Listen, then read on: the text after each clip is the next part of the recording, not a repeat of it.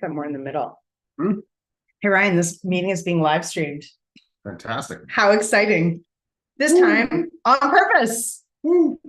Okay, everybody. Thank you for watching. If you're watching, very excited that you're here. We are back with another stats and chats, this time less publicized because we're a little gun shy with our live broadcasting software. But I think we're live on Facebook and YouTube. Maybe Instagram. Who knows? We'll see. We shall see. All right, Ryan. What did the month of June bring us in the Greater Moncton area? Sorry. Well, it brought us an opportunity to speak about these stats and have some chats first and foremost. The one thing I kept hearing about, just from speaking with colleagues or people asking, potential clients what they're hearing out there, was the story of inventory, which I didn't even mean to rhyme. Shout out to Tori Hicks. Tori. But I just, lots of inventory coming to market. Really, really interesting, and kind of blew me back in my chair. And just so you guys know, I don't go off of just the large package that comes out when we send that or receive that from the boards. I dig into the actual individual reports from the MLS stats provided. I find it's a little more raw data. And that kind of gets me going into what I want to do. So beyond that sidebar, when I did that, based on the stat reports that are available for detached and the semi-detached property classes, I was surprised to see that the month of June, get ready for this, brought us 22% of our inventory to date, year to date, in each of those categories. So I think it was 22% for detached, and 22.3% of the inventory came to market in just the month of June. I'm no expert on mathematics. I am an expert on real estate, but is that abnormal? It's approximately a whole lot. Yeah. You don't usually, in my experience, see that much coming to market. You know what I mean? I just found it chunky, and I was surprised. And obviously we had a lot more inventory, I think, than we're used to seeing. And this tail of the tape, really interestingly, is we dealt with it, we absorbed it. I don't want to jump ahead on your party, but when you take a look at absorption rates, it's interesting considering the inventory we had. Well, actually, Ryan, I had a few questions written down to ask you. The first was about inventory, so thank you for handling that ahead of me. But the second one was, when you say absorption rate, what do you mean? Just metrics, taking a look at how quickly we are, first of all, figuring out what inventory is coming to us in a month period and how we're actually processing that, what's being sold, essentially. Processing with sales. Correct. So how much of the inventory gets sold, really? Yeah, exactly. That's definitely exactly what I'm trying to say. Fantastic. I'm glad we're on the same page. So when you talk about absorption rates, and okay, we're painting the picture here. More inventory than normal, 22% of what we've had so far all year. And you're saying the absorption rate is good. Decent, yeah. I mean, we're still, when you look at these absorption rates, depending on the metric that you use, the one I love, and shout out to it, months of inventory, is always an awesome one, because it takes a look at, quite simply, the amount of inventory you have at the end of any given month, taken by how many sales you had that month, and if you shut off the taps for new inventory, what do we have? So when I take what do we have? Well, when I take a look at detached, we're at 3.92 months, so that's a little higher than we've seen recently. Once you get into 4, that becomes the more of the balanced market situation. So we're like 0.8 of a month, still in a seller's market, but on the verge of possibly. I prefer the cusp, but yes, on whatever you'd like, 0.8 away, depending on how you look at that. Okay. When I look at onto a balanced. Correct. The semi-detached was a little more aggressive as far as that market went. We were at 2.69 months. Again, these are my calculations when I pull it off of the actual raw data, not just the big chunky report, but they'll be similar. So semi-detached homes are being absorbed in 2.69 months. So on average, in Greater Moncton, for residential properties, semi-detached homes are selling quite a bit faster than detached homes. Correct. They're selling quicker. 2.69 months is what it would take to clear out all the inventory we have currently. Right. Now, when we get into residential other, we actually have 2.73 months. And just to refresh none or all of the viewers at home, depending who's watching this. I don't think anybody is currently watching this, but maybe we'll have some luck on the replay. None it is. So when you look at that, we're at 2.73 months. But it's interesting because of the ones that came to market, when we look at calculating how many we sold compared to the new listings that came in, we had an 86% success rate at that. Well, what is residential other for people that don't know? So residential other is going to include our mini homes, our townhouses, our apartments / condos for that. So it's kind of that other category. I mean, obviously anyone who lives in the Greater Moncton area, reviewed, yep, we always see our detached homes, we see our semi-detached homes, but we're, you know, and then we have that other category, which I guess how we got to it. And I always like to look at that one as a bit of an outlier and kind of a key indicator of what may be coming. What do you mean? Well, you know, I always find you can look at things. How would that tell us what might be coming down the pipe? Well, if you have zero activity in that end of the market, often that shows us, when you look back historically, an indication of a time when people could get more upmarket, if you will. So I would say upmarket's going to be our detached properties, semi-detached, maybe middle of the market, if that's even a phrase, and then down market in people's minds sometimes, and more entry level, there's going to be your mobile homes, mini homes, your apartments, and your townhouses, right? It's straight economics. You can afford to get into those a little more cost effectively. And when you say apartment, you're talking about apartment style condominiums. Yes, not a rental, right. An apartment style condo. So when things get a little tougher in these markets for buyers, sometimes they come down market in expectations, if you will, and decide to get into a market where they can. How do you feel about that strategy for a first-time buyer, let's say?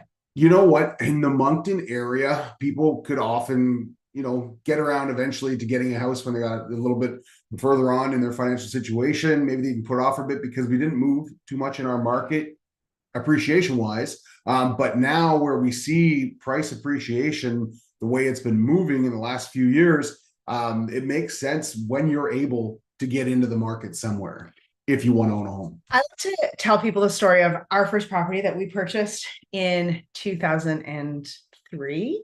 It was new construction condominium townhouse in Oakville, Ontario. And do you remember what we paid for that property, Ryan Davison? I think it was $199,000 for a brand new condo townhouse in Oakville, Ontario. What do you think that would be worth now? We haven't looked lately, but well, I'm going to give it somewhere between 7 and 8 and change, I would say, depending on what's going on in that immediate pocket.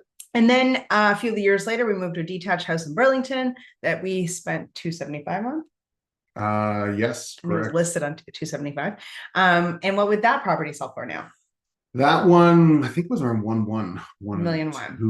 So yeah, maybe $1.2 million. So maybe $1 million in equity. And the reason that I'm saying that is neither of those homes were our dream homes. But sometimes we encounter people who want to buy their dream home the first time. And the only thing that would have set us up for that dream home in Burlington, Oakville would have been those homes moved back instead, but holding on to those homes and building equity that way. And we're seeing price appreciation in this market that is pretty dramatic. And so it's my advice that you buy in now to what you can afford while the prices continue to rise. What do you think of the idea when people say, I'm waiting for prices to go down? You know, I think it's reflective on where we've been historically, not only in Moncton, New Brunswick, and the Maritimes in general. You know, our prices were always held down, largely because people moved away for career advancement and job opportunities. And now those job opportunities, because of COVID, have come to us. Even local jobs are competing against those jobs or being offered remotely. So that's what's really given us a leg up and allowed us to make up room in our, you know, discounted value proposition. But I still feel there's a lot of room in there, a lot of room to run. I mean, have real estate prices ever gone down? It happens, but when you look at the trend historically, it tends to be up and up and up for brief moments in time, right? Over time, real estate prices do not go down. Yeah, beyond any correction that could happen. But I mean, our metrics right now. But even corrections are temporary, right? Yes. Would you agree? Yes. Like corrections are temporary and they're going to go back up again. So it's that's just how real estate has trended for hundreds and hundreds of years. Okay. If you have data to the contrary, please send it to me. Yeah. Could you imagine 200 year ago home Mm. sale price? Okay. This is a wonderful conversation. I hope that the viewers at home are enjoying it. I'm actually getting a cramp in my hamstring right now. If you wonder what. We're gonna go through it. We power through this on the stats and chats. This is the next fitness episode. Next time I will have pickle juice and adequate hydration before. It's actually a product if I think how it's okay. So sorry, we talked about average days on market. We went into that residential other. Okay, now I want to talk about the average sale price across all residential activity for the month of June 2024. Okay, before I do, I want to tell you some other things I hear out there in the world. Here's things I'm going to continue to tell you things people say to me. I know I'm not going to get like 2021 price for my house. Our price is higher than it was in 2021, friends. So we have not really ever seen a big dip in the post 2021. If you feel that you're reading a national headline or you're talking to somebody that's not on top of these matters, but the average sale price for the month of June of 2024 across all residential activity in Greater Moncton is $377,693, which is the highest average sale price we have ever had in the month of June. Wow. What story does that tell us, Ryan Davison? That tells us that previous Junes have never been this high. So if you were following along at home, I got you. But does that tell the whole story, or is there even more exciting data in your research? Well, I mean, it's been trending the way it is. One thing that I was looking at, when I was talking just a moment about that residential other category, if some of my hunches could be correct on that, it could be people that in anticipation of continued price appreciation are deciding to get into the market, might be what's driving that particular metric when I look at it. And, you can't say 100% for sure. And some of those people, if I dig a little deeper, may be doing that because they have concerns that we will eventually see successive rate cuts. I don't know how many or when they're coming, or I'd be a very wealthy man on a national broadcast right now. However, the people in the know do expect to see more. The first one we got of a quarter point didn't move the needle, if you will, in a crazy factor. But if you're looking to get a house that you want, and we've seen continued price appreciation, you may want to get in front of that. It may make sense. I mean, that's obviously specific to you. You want to talk to your financial person and of course your realtor to see what makes sense. But I think some of this real positive support in what I'll call a bit of the down the market segment may be an indication that we're seeing a bit of that starting to happen. Okay, I have a couple other things I want to discuss. We are currently July 5th. And there are people right now on the market, in our market, who are hearing us say all of this good stuff, and they're so annoyed because maybe they have a house on the market and they're not having that experience. What words do you have for somebody who's maybe hit the market in the last 2 weeks? Stay the course. Believe you can do this. I say that because, well, I'm sure you're going to touch on it, but what we've seen historically in this 14 to 20 day period on a longer run on that, in that round Canada Day, if you will, is that everybody's on vacation. So the two slowest days that I have seen in real estate year over year, or weeks year over year are the week between Christmas and New Year's, maybe even on either side of that for like a 14-day period. But that around Christmas time gets incredibly slow. And then around Canada Day, because you got to imagine everybody's kids are in school all year long and they finally are out, and families have been waiting to go and have their vacation. And like, it is a high propensity travel time for vacations. It's very slow this week. And so every year we see a lot of opportunity for buyers during this week, and we see things really slow down for sellers. And I know that our clients, we try to prepare them for that and make sure that they're aware of it, but it doesn't feel the same. The energy is different if you have a home on the market this week. And I just wanted to maybe give some, encouragement to say, like, this just is. It doesn't mean anything about your home. I wouldn't touch your price for another week. Just like, let's just chill through this. If the rest of the world's in chill mode, maybe we should too, and just get through this week and then revisit. And maybe don't take any unsolicited advice on the real estate basis from unlicensed people giving you advice about your property and what's happening right now in it if they're not aware of this. Are we going to talk about that? No, I just threw it out there. I had a dramatic reaction there. You did. It's okay.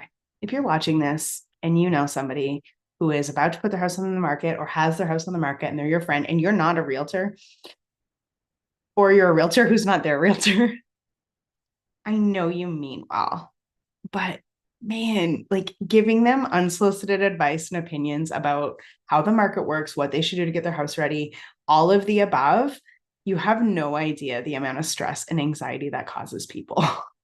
I know you mean well, but the fact of the matter is, not everybody needs to paint their whole house to put it on the market. And if you're telling them that and they didn't paint their house and their house hasn't sold yet, you're going to have them going through a roller coaster of emotions is completely unnecessary.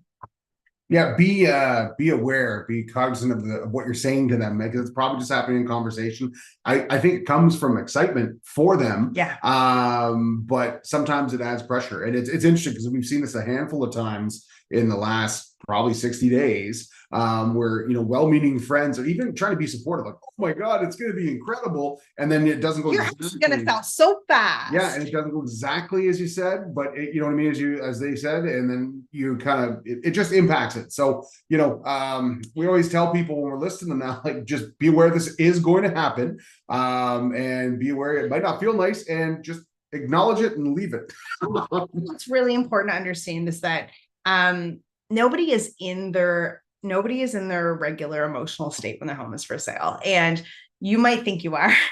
You might be like, that's not me. I'm not going to get emotional at my home sale. Let me tell you, unless this is what you do for a living. I have a few clients that this is what they do for a living. But if you're a regular old homeowner, you are going to find moments where you don't even know who you are. And that is what this is. And that's what we do. Like, we navigate that with our clients every single day. We understand, like, you don't have to be embarrassed if there are tears. Like, we get that we are professionals in that regard, in holding those emotions with you, in keeping you on task, in keeping you moving in the direction of your goals, regardless of how you're feeling. We hold those two things, and we have been doing this for decades. Like, we know how to handle that. But if you're just a well-meaning friend or family member, you are definitely going to underestimate what that person internally is experiencing, having their home broadcast on the internet, having strangers come in and out all the time, and really judging it. Putting your house on the market means opening it for judgment. It is an overwhelming feeling, even if everything's perfect. So that's my ask. And personal. It feels very so personal. I mean, yeah. And we stand before you sharing this, but even when we put our last home up, like, I can see the feelings coming. I know what's going to be coming based on feedback you receive, but you can't really prep for it. It's there. So if you are in that situation, you're working with a realtor, tell them what you're feeling. They can help you navigate it. Don't keep it to yourself, because your realtor should have seen that, maybe lived it, been there before, and can definitely give you some solid tools to get through that. I mean, really, the answer is always tell your realtor. That's you're feeling something, you have a question, you tell your realtor. This entire process is so complicated. And we're going, I wrote out the steps to selling a home, and there's 108 steps. And those are just the tasks. And then you add your emotion, and then you add market conditions, and you put and then you add, now that everybody's on vacation, you sandwich all of these things together, and you've got a really, the sandwich is too big to bite. You know what I mean? So, your realtor can help you by cutting it into pieces for you if you let them know. It's easier if you had a hoagie of a real estate problem, a very large sandwich, to eat it in maybe halves or quarters. It's tough to argue with that kind of advice. I mean, you don't always get that. I am a professional after all, in communications and real estate. Yep. Yes, you are. Okay, awesome. Well, that concludes all of my questions. Ryan, do you have any outstanding thoughts for anybody watching? And I know that like we have realtor friends that will watch this to hear your opinion as well. What do you have to share? Final thoughts. I did a little digging into, like I said, I take the stats that are there, I dig into different categories, and I wanted to take a look at days on market, because that is one statistic that we don't see coming from the package from a Canadian Real Estate Association straight away. And a lot of times people will report the median days on market, which we talked about before, and that is basically the exact midpoint, hence median, between the highest and the lowest. So while it's a metric and while you can follow it, I want to take a look at the tail of the tape on what it's showing us versus what's actually. Wait, can I explain why we don't want to read? I'm sorry, I'm interrupting, but I'm not too like super sorry because I think it's important. Can I just really explain again a little bit more deeply why median is not a relevant statistic? It'd be weird if I said no. So yeah, go ahead. Thank you. Thank you for granting me this permission. Okay, so imagine this. Like I want you to really think about it. Ryan said it's the midpoint between the shortest time on market and the longest time on market. Now, that is going to skew not toward the average. So if we look at the aggregate data and most homes on the market say sell in 23 days, let's just say when we look at the aggregate data, all of a sudden, if you have one property that took 300 days to sell, if you're doing an average, that's not going to affect those numbers that much. It's when you look at the amount of transactions, but if you do a median, the only transactions we're dividing like this number by are the shortest and the longest. So it's going to be exactly halfway between that shortest and that longest. So it would look a lot more like 150. Let's say the shortest sold in 1 day and the longest sold in 300 days. You're going to have a median of 150 when really the average would have been 32, 23, whatever I said, 23. So that's that's a major skew for one transaction. We all know that sellers influence list price. You choose your own list price. And so you might have all the data in the world to set up your list price. And you're like, sorry, I'm not selling unless I can get $3 million and your home's worth $2 million.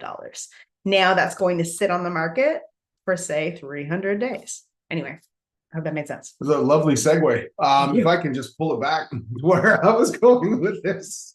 I just want to show you, demonstrate it. So, and when we're taking a look at that median number that gets reported by Korea in those packages, and I love those packages, they're incredible. Almost 400 pages of data. If you're someone like me who really loves that stuff. When I take a look at it, I went into our MLS data system through Matrix, and I pulled basically pulled out for Moncton, Riverview, and Dieppe, houses that closed in June 2024, and I pulled them up and then crunched the numbers on that. And when you look at it, the median days on market shows you 23 for detached, and average days on market actually came up with 35, which is still very solid. In a lot of markets, they wish they had that.